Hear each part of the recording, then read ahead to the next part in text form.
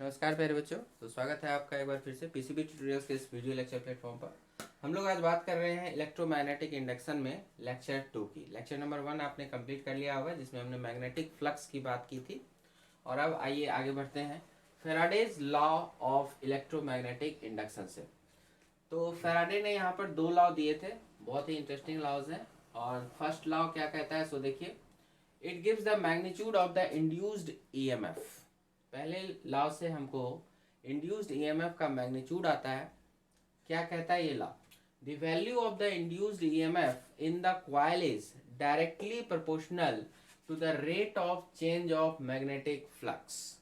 मतलब जैसे कि कोई भी क्लोज्ड कॉइल हो गया और उसके थ्रू कुछ मैग्नेटिक फ्लक्स लिंक है, तो अगर आप उस मैग्नेटिक फ्लक्स की वैल्यू को चेंज करते हो तो फिर उस कॉइल में एक ईएमएफ, जिसको आप इंड्यूस्ड ईएमएफ बोलते हैं, वो डेवलप होगा। और उसका जो मैग्नीट्यूड होगा वो कितना होगा, वो डायरेक्टली प्रोपोर्शनल होगा कि किस रेट से मैग्नेटिक फ्लक्स चेंज हो रहा है ना। Number of lines of forces या मैग्नेटिक फ्लक्स के अमाउंट से मतलब नहीं है, मैग्नेटिक फ्लक्स किस रेट से चेंज हो रहा है इससे मतलब है।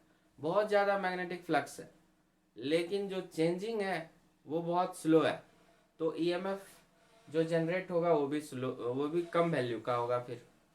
और अगर बहुत कम मैग्नेटिक फ्लक्स है लेकिन चेंजिंग रेट काफ़ी ज़्यादा है, तो वहाँ पर ईएमएफ भी आपको ज़्यादा मिलेगा।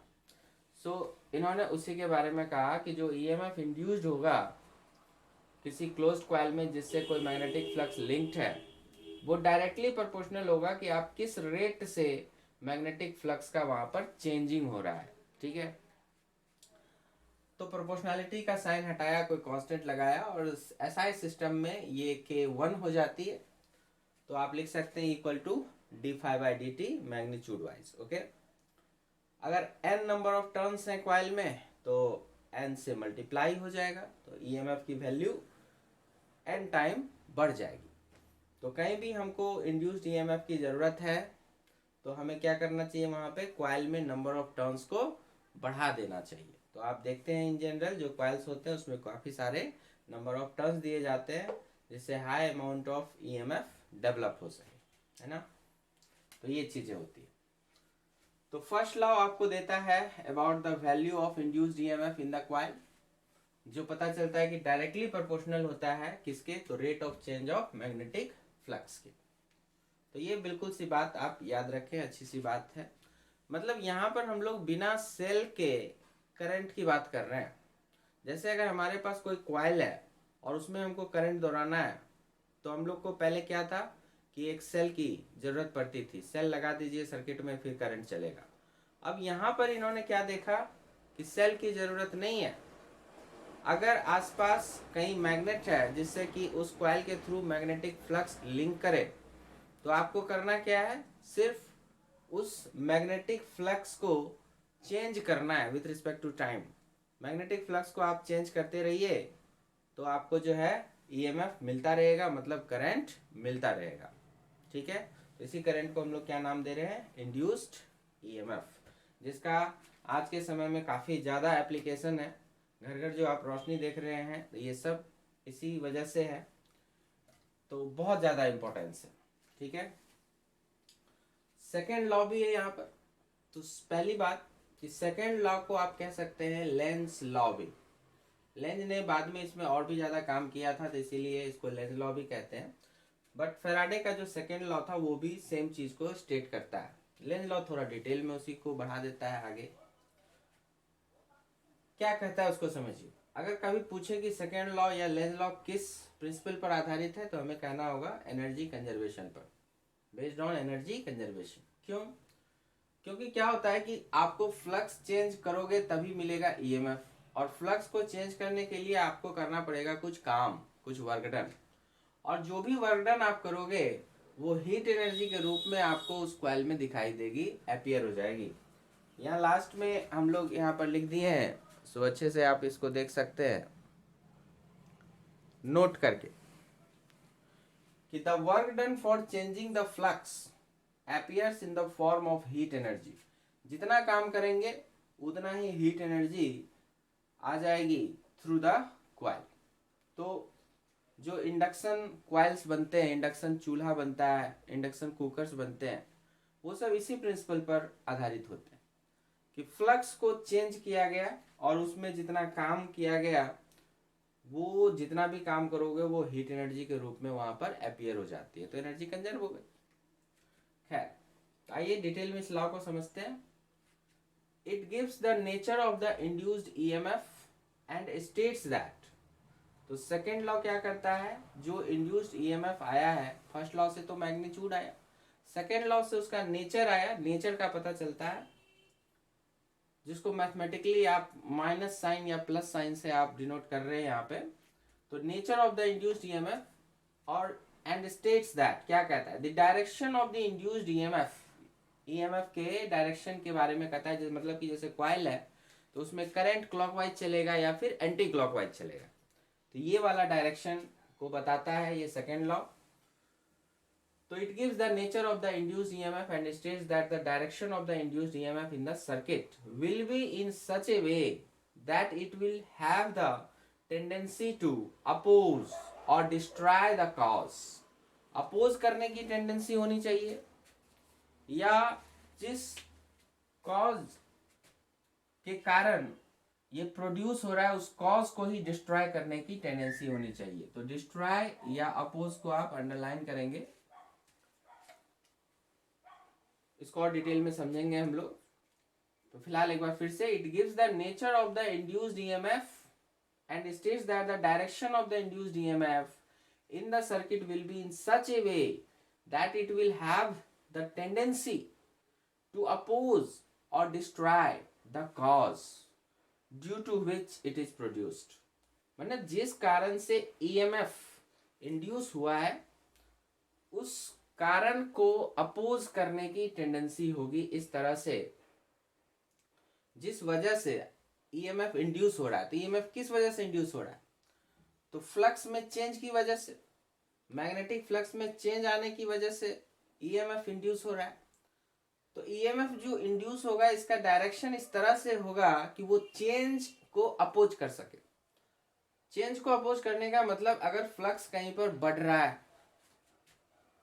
तो ये चाहेगा कि वहां ना बढ़े, फ्लक्स को कम करने की कोशिश करेगा।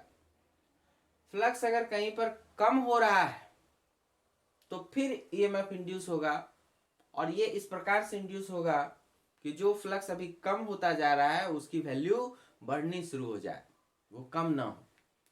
तो जो भी चेंज होगा उसको अपोज करना है। That is follows the nature of electrical inertia. इसी को बोलते हैं nature of electrical inertia. Electrical inertia मतलब हो गया कि अगर करंट किसी डायरेक्शन में है तो चाह रहा है कि उसी डायरेक्शन में फ्लो करता रहे, तो उसको अब आप कुछ चेंजिंग कर रहे हो। तो इनर्शिया जैसे सिंपल मायने में आप समझो, हमने पढ़ा था इनर्शिया, अगर मैकेनिक्स की बात करें तो कोई बॉडी है रेस्ट में रहना चाहता है तो रेस्ट में ही है, रेस्ट में ही रहना चाहेगा, इनर्शिया ऑफ रेस्ट बोलते हैं इसको। और अगर कोई यूनिफॉर्म मोशन कांस्टेंट वेलोसिटी के साथ कहीं मूव कर रहा है तो वो उसी कांस्टेंट वेलोसिटी के साथ मूव करते रहना चाहता है ना, वो अपनी कंडीशन में कोई बदलाव नहीं चाहता। तो यही इसी को कहते हैं आप लॉ ऑफ इनर्शिया। तो उसी तरह से यहाँ भी इलेक्ट्रिकल इनर्शिया है, ये भी बदलाव का विरोध करता है। इनर्शिया की वजह से ही तो किसी तरह के बदलाव का विरोध होता है। बॉडी रेस्ट में है और आप चाहते हैं कि ये मोशन में आए, तो ये विरोध कर रहा है, इसीलिए तो आपको फोर्स लगाना पड़ा। फोर्स लगाने की जरूरत ही इसलिए है क्योंकि वो विरोध करता है। अगर वो विरोध ना करे तो बिना फोर्स के भी मोशन शुरू हो जाएगा, है ना। तो इस तरह से आप समझ सकते हैं। तो इलेक्ट्रिकल इनर्शिया भी एक तरह का क्या हुआ, अपोज करने की टेंडेंसी हो गई। जो हो रहा है वो चाहता है कि होने दो, उसको अपोज किया जा रहा है, ठीक है। ओके, तो फ्लक्स अगर बढ़ रहा है तो अपोज करना है उसको, तो फ्लक्स को कम करने के हिसाब से ईएमएफ डेवलप होगा। फ्लक्स अगर कहीं कम हो रहा है तो उसको भी अपोज करना है, मतलब बढ़ाने के लिए अब ईएमएफ डेवलप हो जाएगा। तो ये हो जाएगा यही कहलाती है इलेक्ट्रिकल इनर्शिया।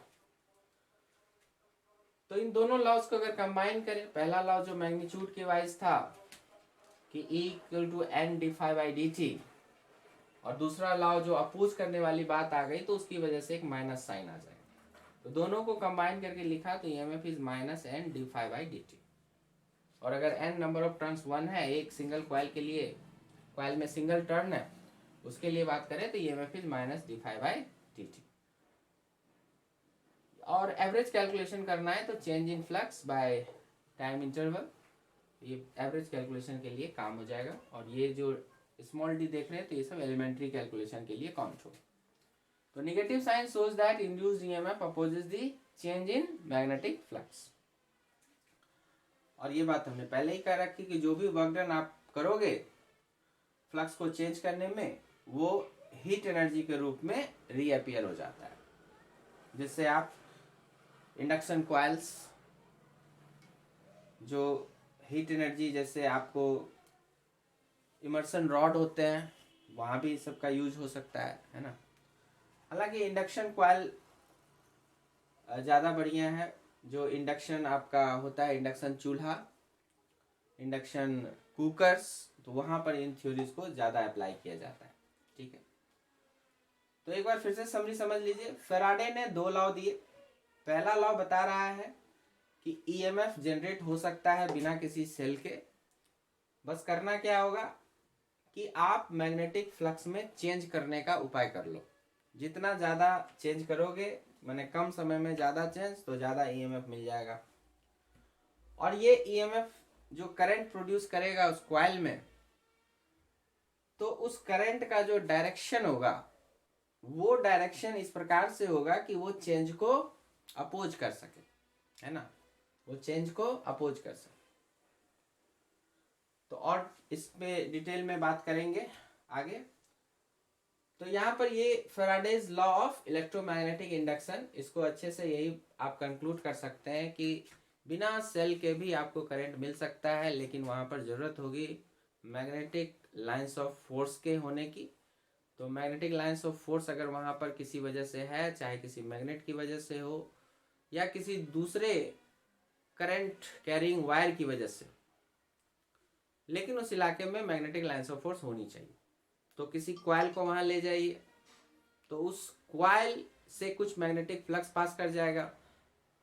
और अब अगर उस मैग्नेटिक फ्लक्स को आप समय के साथ चेंज करिए, इसके लिए आप कॉइल को रोटेट कर सकते हैं। कई सारे तरीके हो सकते हैं जिसकी वजह से मैग्नेटिक फ्लक्स की वैल्यू चेंज हो जाएगी, हम लोग अब उसी पे डिस्कशन करेंगे। तो किसी भी तरीके से आपने अगर फ्लक्स की वैल्यू को चेंज किया, पहले ज़्यादा था अभी कम हो गया, इस तरह से आप कर रहे हैं, सबसे आसान पड़ेगा कॉइल को रोटेट कर देना। तो कॉइल को रोटेट कर रहे हैं तो फ्लक्स की वैल्यू चेंज होती जा रही है। तो जब तक ये चेंज होता रहेगा तब तक उसमें एक क्या होगा, ईएमएफ डेवलप हो जाएगा। और वो ईएमएफ क्या करेगा, इस तरह से डेवलप होगा। ईएमएफ डेवलप हुआ तो एक कॉइल में करंट भी आ जाएगी। तो वो इस तरह से डेवलप होगा कि जो आप चेंज कर रहे हो ना, उस चेंज को वो खत्म कर सके, डिस्ट्रॉय कर सके। आपके चेंज के थ्रू अगर फ्लक्स की वैल्यू बढ़ रही है तो जो इंड्यूस्ड ईएमएफ होगा, इंड्यूस्ड करंट होगा, उसकी वजह से वो फ्लक्स की वैल्यू को कम करना चाहेगा। आप जो चेंज कर रहे हो बाहर से कुछ मैकेनिकल फोर्सेस लगा के, अगर उसकी वजह से एनर्जी कम हो रही है, फ्लक्स की वैल्यू कम हो रही है, तो उसमें भी एक ईएमएफ डेवलप हो जाएगा। फिर से कॉइल में ईएमएफ डेवलप हो जाएगा, एक करंट डेवलप हो जाएगा। और वो करंट इस प्रकार से डेवलप होगा कि जो वैल्यू कम हो रही थी उसकी वैल्यू वो कम होने से रोकेगा, मतलब बढ़ाने की कोशिश करेगा। ठीक है, आइए इन बातों को थोड़ा और क्लियर वे में समझने की कोशिश करेंगे। आइए बच्चों, अब लेंज लॉ पे या फिर second law of electromagnetic induction जो है फैराडे का, उस पर आधारित ये कुछ एग्जाम्पल्स को आप देखिए, काफ़ी इंपॉर्टेंट है, पूछता रहता है एग्जाम में, ध्यान दीजिए। पहले एग्जाम्पल में क्या हो रहा है समझिएगा। एक करंट कैरिंग इनफाइनाइट वायर है, आई करंट मान लीजिए इससे फ्लो हो रहा है, और D I by D T, मतलब इसमें जो करंट फ्लो हो रहा है ना, वो करंट की वैल्यू चेंज हो रही है। ऐसा कुछ दिया हुआ कि वो करंट की वैल्यू कम हो रही है, D I by D T less than zero, negative दिया, इसका मतलब कि फाइनल करंट की वैल्यू जो हो रही है वो पहले से कम हो जा रही है, लगातार घट रही है। जैसा कि स्विच ऑफ करते वक्त होता है, आपने घर में जो भी इलेक्ट्रिसिटी सप्लाई चल रही है और आपने क्या किया, स्विच ऑफ कर दिया, बल्ब जल रहा था आपने स्विच ऑफ कर दिया, तो क्या होगा, सर्किट में करंट जो अभी था कुछ, वो तेजी से कम होना शुरू हो जाएगा, जीरो हो जाएगा। भले ही वो माइक्रो सेकेंड, नैनो सेकेंड में वो काम हो जाए, लेकिन होगा तो बड़ा फास्ट। तो वही बात कि करंट की वैल्यू जो है अब तेजी से कम हो रही है, किसी ने स्विच ऑफ कर दिया। तो ये वो माइक्रो सेकेंड और नैनो सेकेंड के बीच के इंटरवल का ये सब चीज़ है। तो एकदम से कम होना शुरू हो गया, तो आई की वैल्यू कम होनी शुरू हो गई। अब हमने दो कॉइल रख दिए, एक इधर रख दिया, एक इधर रख दिया। तो देखना है क्या कि देखिए इसमें तो कोई सेल वेल तो है नहीं, लेकिन इसमें भी अब क्या होगा कि जब तक ये कम होता रहेगा तब तक इसमें और इसमें करंट फ्लो होना शुरू हो जाएगा। वही होगा इंड्यूस्ड करंट, और वो इंड्यूस्ड करंट चूंकि किसी ईएमएफ की वजह से ही होगा, तो इसलिए हम बोलते हैं कि कॉइल में एक ईएमएफ भी जनरेट हो गया। ठीक है, तो डायरेक्शन देखना है करंट का। देखिए ध्यान से, करंट ऐसे जा रहा है, इस तरफ क्या होगा, क्रॉस फील्ड, मतलब कि इस कॉइल से लिंक किया हुआ है क्रॉस नेचर का फील्ड, और इस वाले से हो जाएगा डॉट नेचर का फील्ड। तो ये ऑलरेडी पहले से लिंक्ड है, और अब ये करंट की वैल्यू जैसे जैसे कम होगी तो इनकी वैल्यू भी कम होती जाएगी, इसका भी मैग्नीट्यूड कम होता जाएगा। तो इस कॉइल में क्या होगा कि क्रॉस कम हो रहा है, तो हमने पढ़ा कि अपोज करने का नेचर है, तो वो नहीं चाहेगा कि क्रॉस कम हो, करंट की वैल्यू कम होती जा रही है। यहाँ पर जो भी अभी ये क्रॉस फील्ड की वैल्यू आएगी, मतलब इसके करस्पॉन्डिंग जो मैग्नेटिक फ्लक्स बनेगा, तो वो उसकी वैल्यू भी कम होती जाएगी, ये गायब हो जाएगा, आई जीरो हो जाएगा, तो ये भी तो जीरो हो जाएगा। तो ये वैल्यू तेजी से घट रही है, तो यहाँ इंड्यूस्ड करंट भी इस तरह से होगा कि यहाँ पर वो क्रॉस प्रोड्यूस कर सके, क्योंकि जो चीज़ कम होती जा रही है उसको वो कम नहीं होने देगा, बढ़ाने की कोशिश करेगा, तो सेम नेचर का क्रॉस डेवलप हो जाएगा। तो कहने का मतलब अब क्रॉस, क्रॉस का मतलब क्लॉकवाइज डायरेक्शन में स्क्रू को घुमाइए, इनसाइड आ जाएगा, तो क्लॉकवाइज डायरेक्शन में इसमें इंड्यूस्ड करंट डेवलप हो जाएगा। तो क्लॉक वाइज इंड्यूस्ड करंट, और उसी तरह से इसमें सोचिए, ये भी डॉट की वैल्यू को कम करने लगेगा, इधर ये आई कम हो रहा है तो ये भी कम होने लगेगा, तो नहीं चाहेगा कि यहाँ पर आई कम हो, तो यहाँ पर डॉट कम हो, तो डॉट के हिसाब से फील्ड डेवलप हो जाएगा, मतलब एंटी क्लॉकवाइज। यहाँ पर ये नहीं, मैग्नेटिक लाइन्स ऑफ फोर्स को बढ़ाना चाहेगा, क्योंकि पहले से क्या सिचुएशन क्या कर रहा है, उसको कम करने की कोशिश कर रहा है, तो बढ़ाने की ये कोशिश करेगा, तो डॉट के हिसाब से, तो एंटी क्लॉकवाइज, तो लिखेंगे एंटी क्लॉकवाइज इंड्यूस्ड करंट, इस कॉइल में डेवलप हो जाएगा। ठीक है, पहला हो गया आपका। अब इसी में अगर हम कुछ चेंज कर देते, क्या कर सकते थे, जैसे इसमें किया गया है, देखिए अभी जो करंट कम हो रही है वो करंट अगर बढ़नी शुरू हो जाती यहाँ पे, तो चलिए पहले उसमें कर, तो जैसे कि स्विच ऑन का कंडीशन, ये वाला कंडीशन जो था ये था आपका स्विच ऑफ कंडीशन, ये कंडीशन क्या कहलाएगा, स्विच ऑन कंडीशन। मतलब आपने स्विच ऑन किया, पहले से कोई करंट नहीं था, आपने स्विच ऑन किया, उसके बाद करंट आया,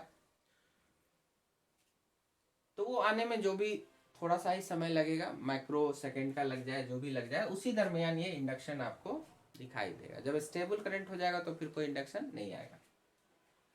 ये मत सोचिएगा कि इसमें करंट चल रहा है और इसमें भी अपने आप शुरू हो गया, नहीं, जब ये कांस्टेंट करंट यहाँ पर होगा तो D I by D T की वैल्यू जीरो, तो कोई ईएमएफ डेवलप नहीं होगा, ये बस उसी क्षण भर के लिए करंट डेवलप होगा, और फिर जैसे ही ये स्टेबल हुआ ये गायब हो जाएगा, फिर कोई करंट नहीं।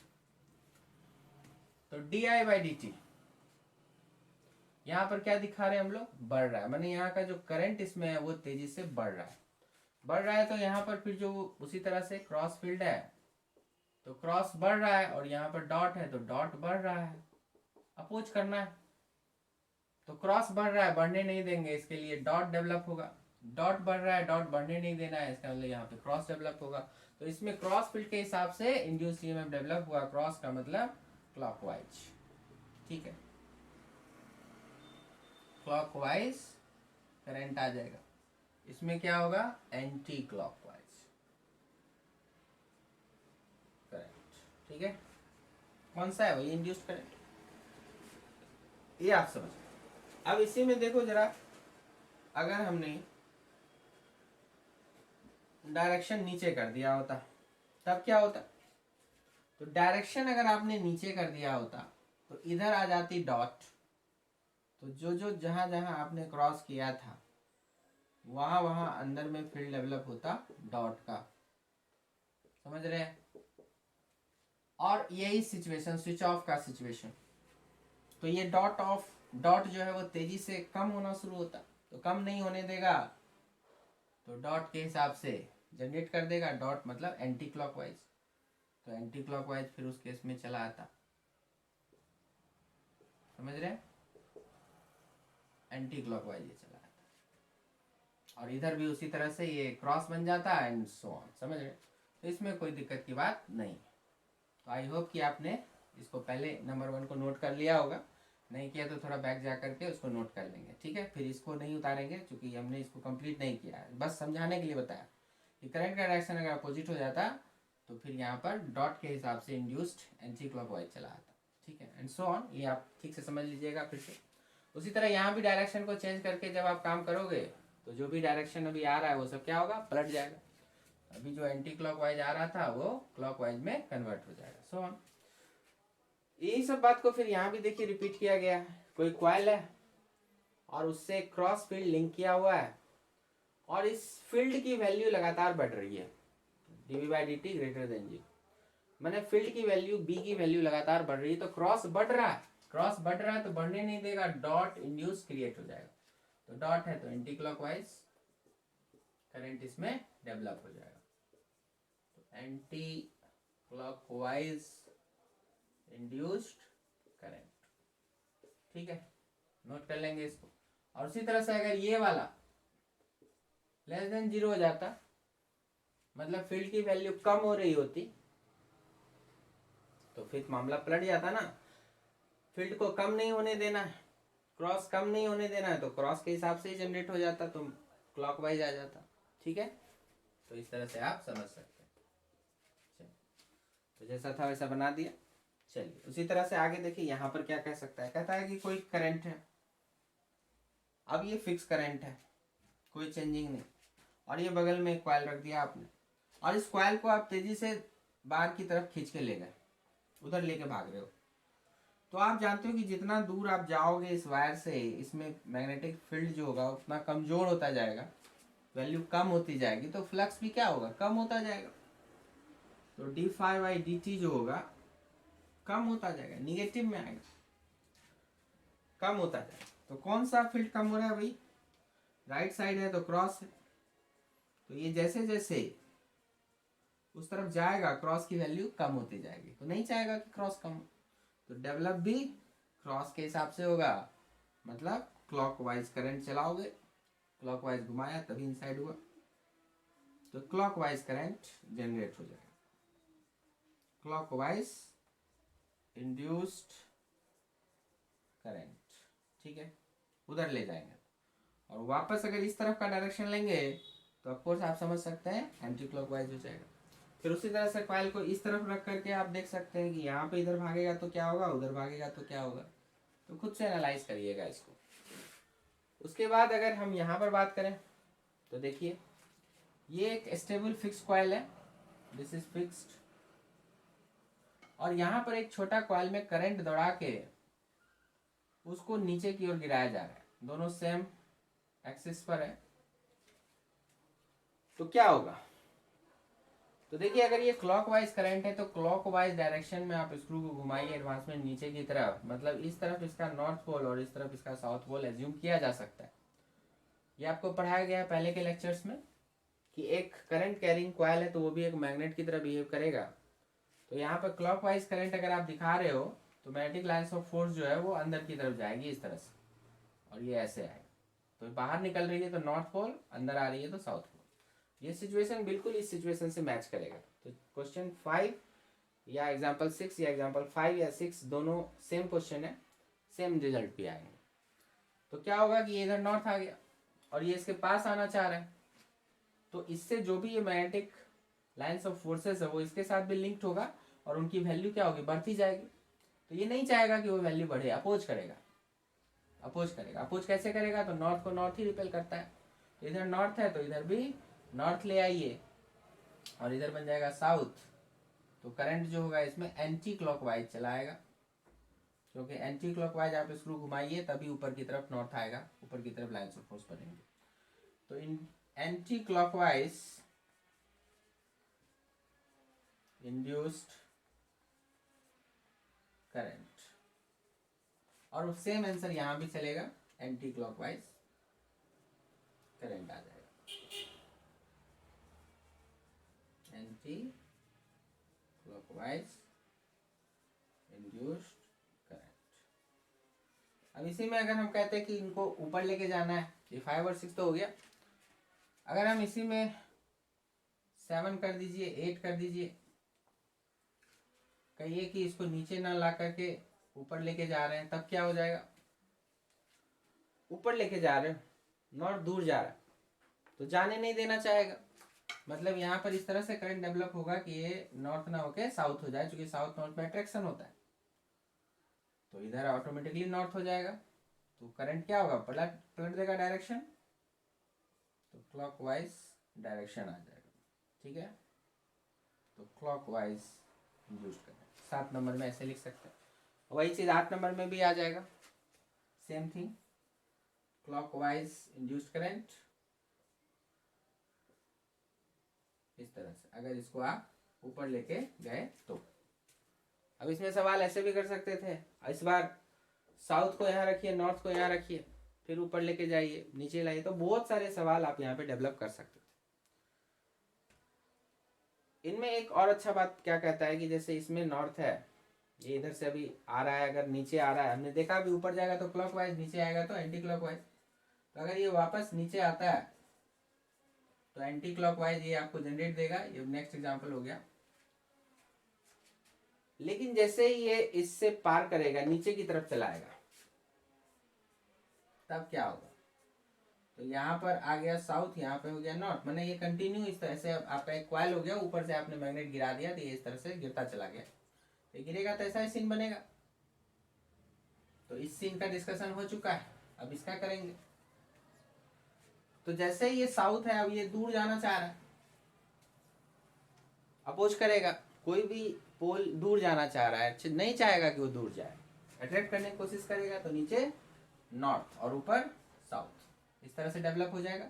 अब नीचे नॉर्थ के लिए क्या होना चाहिए, क्लॉकवाइज करंट होना चाहिए, तो क्लॉकवाइज इंड्यूस्ड करंट हो जाएगा। तो अगर ये नीचे की तरफ जा रहा है तो क्लॉकवाइज इंड्यूस्ड करंट हो जाएगा। तो जब तक ये मैग्नेट ऊपर था एंटी क्लॉकवाइज करंट आएगा, जैसे ही मैग्नेट नीचे गया क्लॉकवाइज इंड्यूस्ड हो जाएगा, है ना। तो इस तरह से आप समझ सकते हैं कि बहुत सारे सिचुएशंस को हैंडल कर सकते हैं, और ये आपके बोर्ड में भी पूछा जाता है, नीट में भी इस पर आधारित क्वेश्चंस पूछे जाते हैं। तो अच्छी तरह समझ लें। ज़्यादा दिक्कत हो तो कमेंट सेक्शन में फिर से बताइएगा, तो उस पर और एग्जाम्पल बता दिया जाएगा। तो देखिए बच्चों, यहाँ पर अब हम आगे काम करते हैं मैथमेटिकली थोड़ा सा। Mathematically from Faraday's law of electromagnetic induction, EMF की वैल्यू जो इंड्यूस्ड ईएमएफ था उसकी वैल्यू हमने देखा -d∅/dt।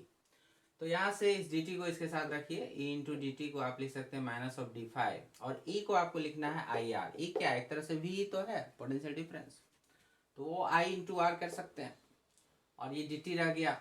और अब क्या करना है, R जो रेसिस्टेंस ऑफ द कॉइल होगा उसको अलग रख दीजिए, और I/dt को साथ में रखिए, ऐसा रख दिए। तो उससे क्या हुआ, I/dt को आप फिर कुछ कह सकते हैं dq। कैसे, तो याद कीजिए I होता है dq/dt, तो dq क्या बन जाएगा, I/dt। तो I/dt बन गया, ये dq हो गया। सो R/dq इक्वल टू -d∅ बन गया। तो dq अगर निकालना हो तो -d∅/R, मतलब change in flux divided by resistance of the coil. और एवरेज कैलकुलेशन करना है तो ΔQ इक्वल टू -ΔΦ/R, मतलब जो भी फ्लक्स में चेंजिंग होगा उसमें R से आप डिवाइड कर दीजिए, रेसिस्टेंस से डिवाइड कर दीजिए, आपको क्या मिल जाएगा, चार्ज फ्लो, कितना चार्ज फ्लो हुआ।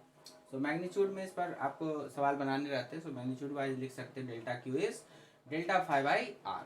ठीक है, इसमें एक ही इंटरेस्टिंग बात है कि कितना चार्ज फ्लो हुआ वो इस बात पे निर्भर नहीं करता कि समय कितना लगा, वो बस इस पर निर्भर करता है कि कितना फ्लक्स चेंज हुआ, चाहे धीरे धीरे चेंज हो चाहे देर से चेंज हो, जितना चेंज हुआ तो उस हिसाब से उतना चार्ज को फ्लो होना ही होगा।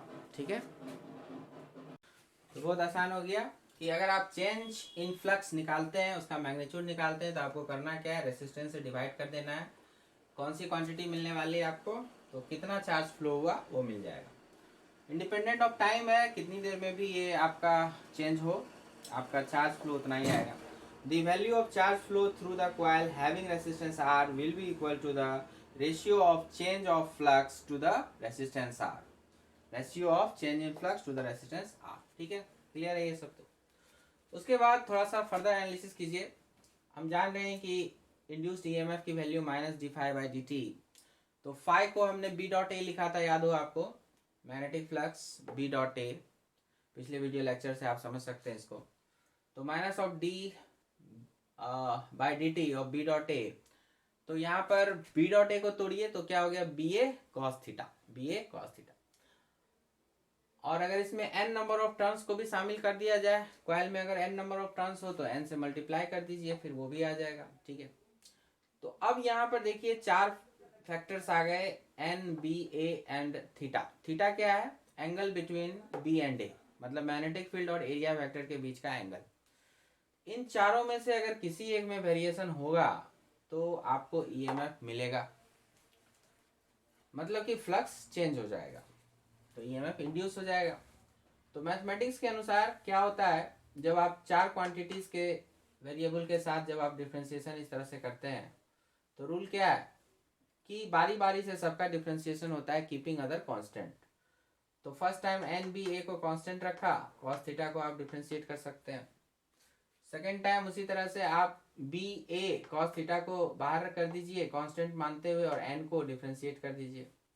उसी तरह से थर्ड टाइम एन बी और थीटा या कॉस थीटा को कांस्टेंट रखते हुए ए को डिफरेंशिएट कर दीजिए, और last time A N cos theta constant रखते हुए बी को डिफरेंशिएट कर दीजिए। चार वेरिएबल हैं, N B A N theta, तीन बाहर आ जाएंगे कांस्टेंट मानते हुए और चौथे का डिफरेंशिएशन हो जाएगा।